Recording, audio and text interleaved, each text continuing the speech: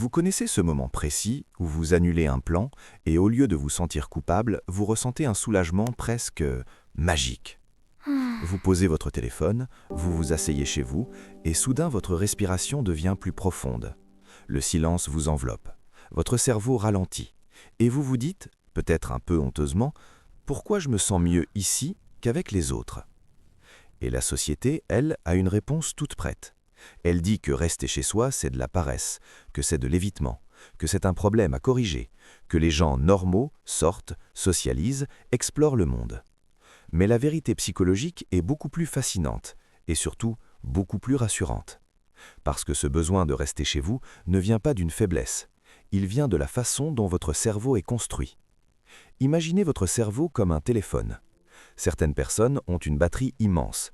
Elles peuvent sortir, parler, rencontrer des gens, enchaîner les interactions et leur batterie reste presque pleine. Mais d'autres ont une batterie plus sensible. Chaque interaction consomme de l'énergie, même une interaction agréable. Ce n'est pas parce qu'elles n'aiment pas les gens, c'est parce que leur système nerveux traite l'information plus profondément.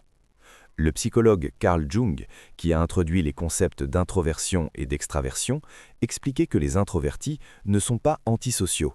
Ils sont simplement orientés vers leur monde intérieur. Leur énergie vient de l'intérieur, pas de l'extérieur. Et ça change tout. Quand vous restez chez vous, votre cerveau n'est pas en manque. Il est en train de se réguler. Il recharge. Il se rééquilibre. Il se retrouve lui-même. Et il y a une raison neuroscientifique très réelle à ça. Lorsque vous êtes dans un environnement social, votre cerveau active constamment des zones liées à la vigilance. Il analyse les expressions faciales, il interprète les tons de voix, il anticipe les réactions, il ajuste votre comportement. C'est un travail immense, même si vous n'en êtes pas conscient. C'est comme si votre cerveau jouait simultanément à des dizaines de parties d'échecs invisibles.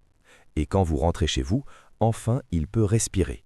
Enfin il peut respirer. Des études en neurosciences ont montré que les gens sont seuls dans un environnement familier, une zone appelée le réseau du mode par défaut s'active davantage. C'est la zone liée à l'introspection, à la créativité, à la construction de l'identité. Autrement dit, c'est la zone qui vous permet d'être vraiment vous-même. C'est peut-être pour ça que certaines de vos meilleures idées vous viennent sous la douche ou tard le soir, seul, sans distraction. Parce que votre cerveau n'est plus occupé à survivre socialement. Il peut enfin exister. Et il y a aussi une vérité émotionnelle qu'on n'ose pas toujours dire. Le monde extérieur est imprévisible. Chez vous, tout est prévisible. Et le cerveau adore la prévisibilité. La prévisibilité signifie sécurité. Votre canapé ne vous juge pas, votre cuisine ne vous rejette pas, vos murs ne vous demandent pas d'être quelqu'un d'autre. Chez vous, vous pouvez exister sans performance. Et ça, pour le cerveau, c'est incroyablement apaisant.